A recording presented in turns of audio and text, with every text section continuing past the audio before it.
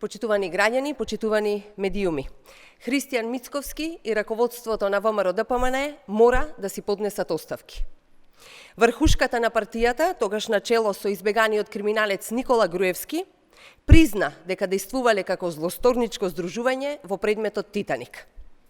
Цели 11 години се задржале на власт со местење избори, со заробени институции, масовно прислушување, контролиран правосуден систем, партизирана полиција и секако богатење со парите на граѓаните.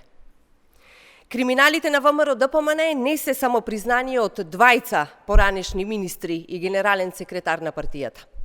Потврда за тоа почитувани има од 3 судски инстанции во државата. А за сите тие случаи има еден заеднички именител – злосторничко здружување. Судовите во државата докажаа дека функционери од оваа партија злоупотребувале положби и се богателе со стотици илјади евра од градба на училишта, случај познат во јавноста како Табла. Фалсификувале документи и местеле тендери во РЕК, каде ќарот бил 17 милиони евра. Ова потврдено во случајот познат во јавноста како Труст. Преку фирми на партиски послушници на ВМРО-ДПМН се затајувал и данок, докажано во случајот Тифани.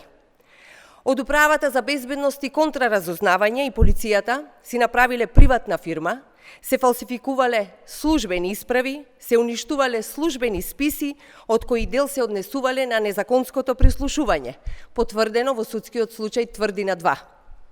Судот почитувани докажа дека партиски послушници вдомени во МВР за набавка на службени возила на полицијата злоупотребувале службена положба и овластување на штета на државниот буџет, на штета на парите на граѓаните, тендерите ги давале на фирми кои нуделе поскапи цени, случај познат во јавноста како 300.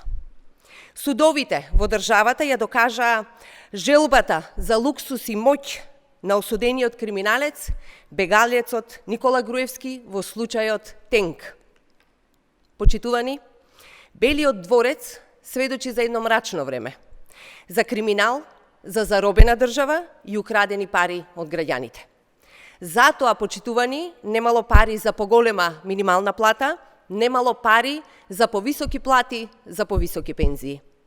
И затоа Христијан Мицковски и целото раководство треба да се извинат, да поднесат оставки и да побараат враќање на парите.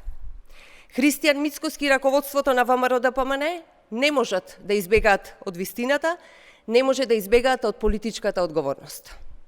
Не, оваа партија не е реформирана, тоа е истата ВМРО-ДПМН се уште под контрола на бегалецот од Будимпешта Никола Груевски. Благодарам.